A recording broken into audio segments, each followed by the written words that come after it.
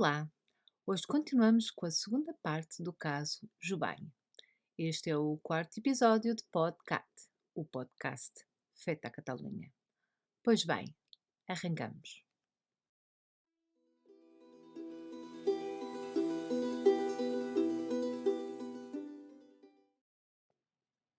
Dois meses depois do crime, a Muntza é detida.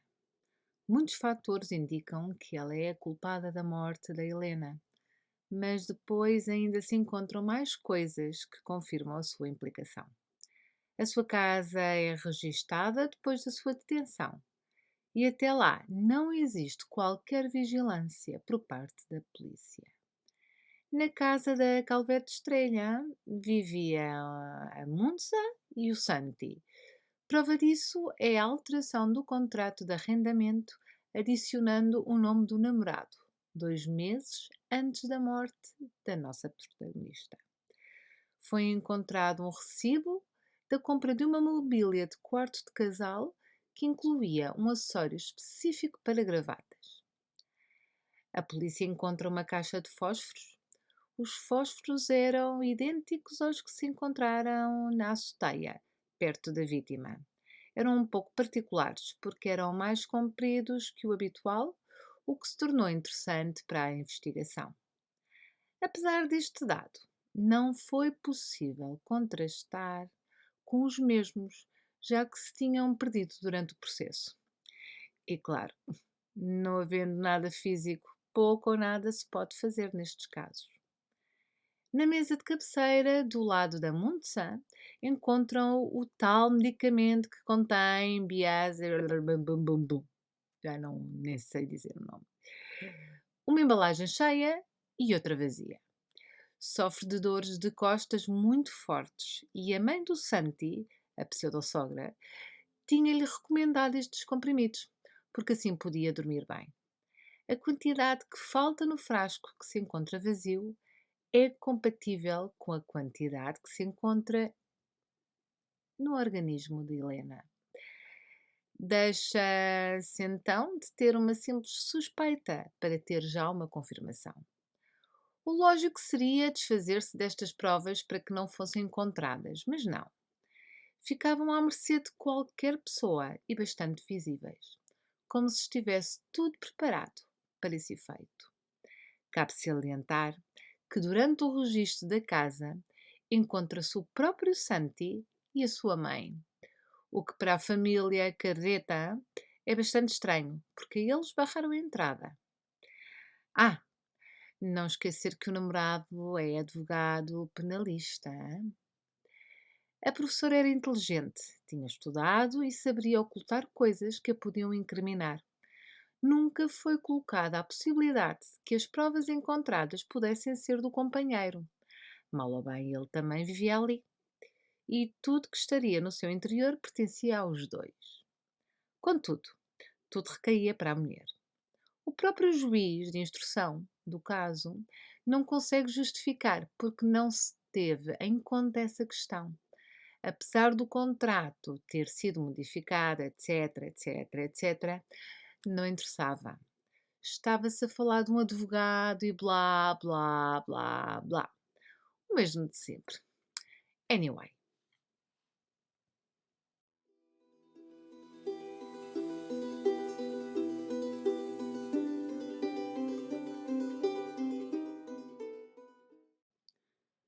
Depois do registro do apartamento, a polícia leva novamente a professora para a esquadra, para tomar novas declarações.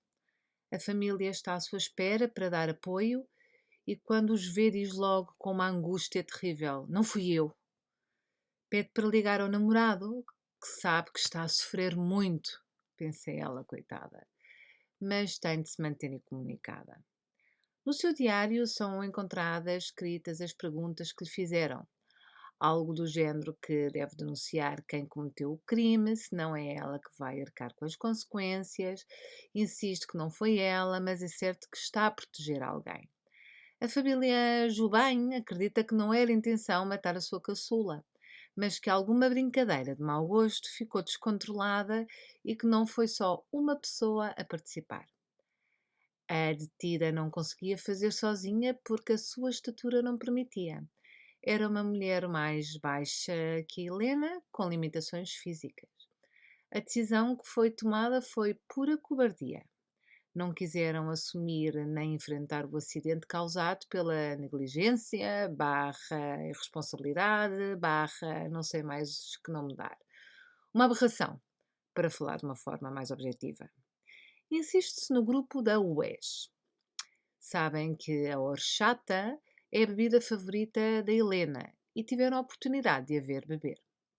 O Xavi é claramente um suspeito, porque estava interessado nela e ela não, tendo deixado isso bastante claro, o que deve ter afetado o orgulho masculino do gaiato.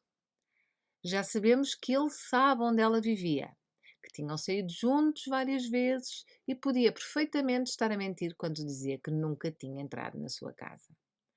A polícia, apesar de todos estes indícios, não consegue colocar no apartamento onde se passou toda a atividade.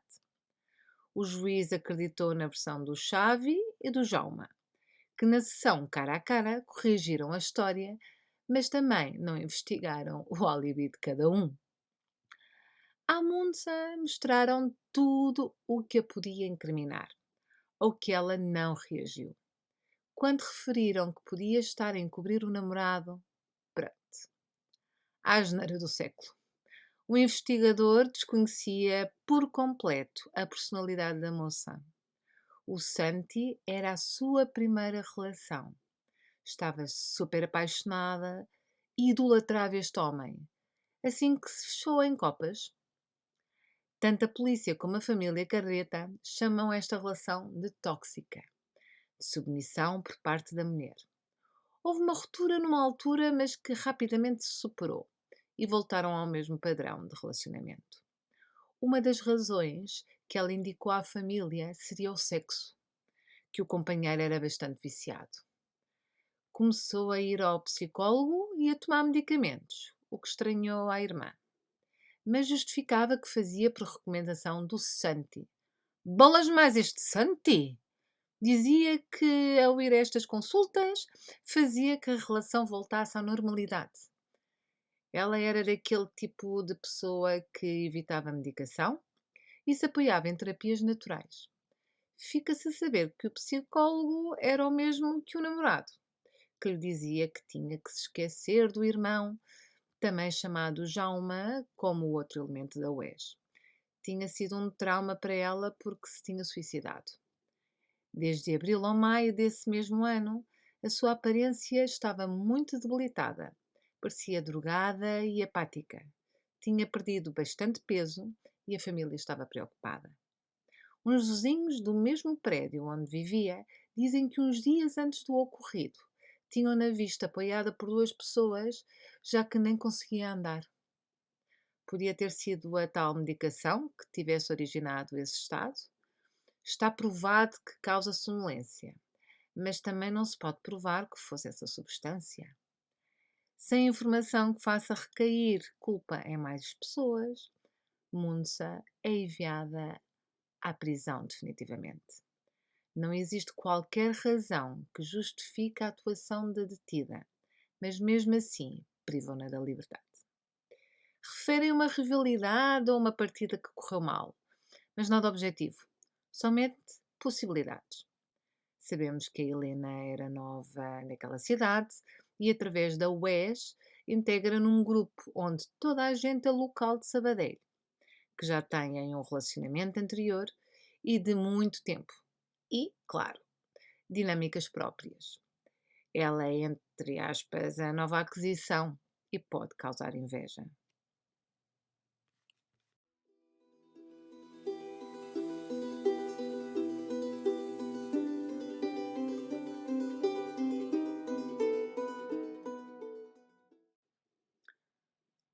Voltamos ao Santi, que é advogado, lembram-se? Pois bem, contrata o melhor advogado penalista de Sabadell e torna-se um interlocutor entre a reclusa e o advogado. Epá, mas isto é normal, God. Claro que a família não acredita no que está a acontecer. As visitas são de 20 minutos, numa zona com mais gente a receber familiares. Diz que está tudo bem, que ajuda na biblioteca e que está entretida. A visita era partilhada por amigos e familiares.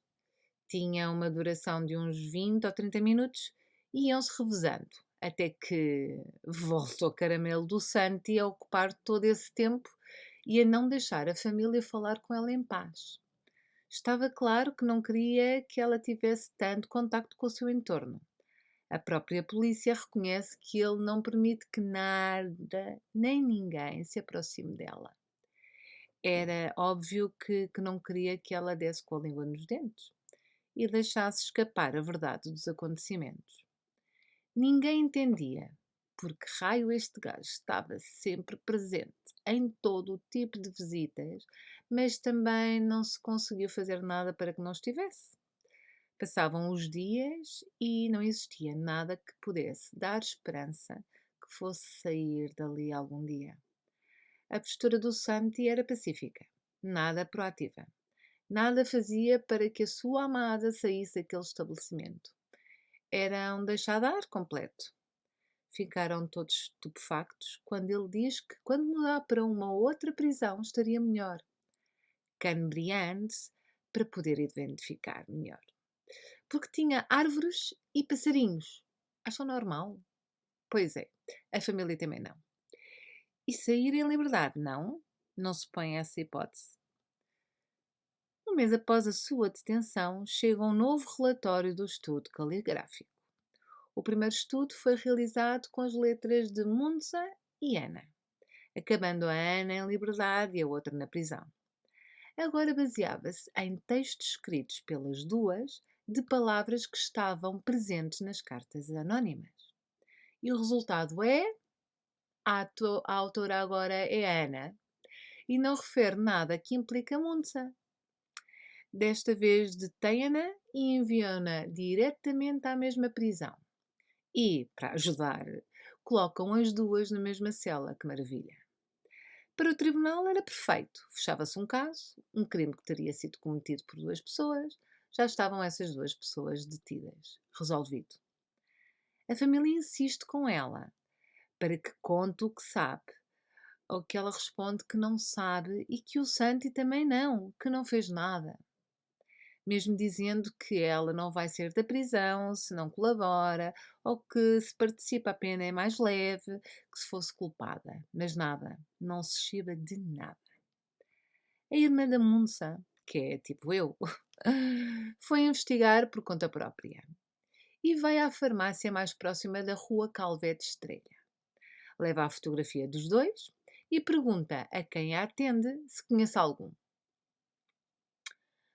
O farmacêutico afirma que quem vai de forma frequente é Santi e reconhece-o na fotografia e que não conhece a moça de lado nenhum. Pergunta se disse isso à polícia alguma vez, ao que ele indica que nunca foi visitado por ninguém por esse tema. Opa! Uma civil a fazer o trabalho que devia ter sido feito pelo Corpo de Segurança do Estado, isto é fantástico.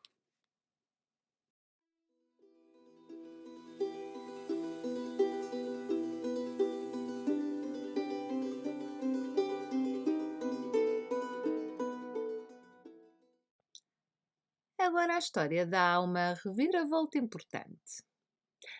Como o advogado atual não faz nada, nem há qualquer avanço no processo, a família decide mudar de advogado.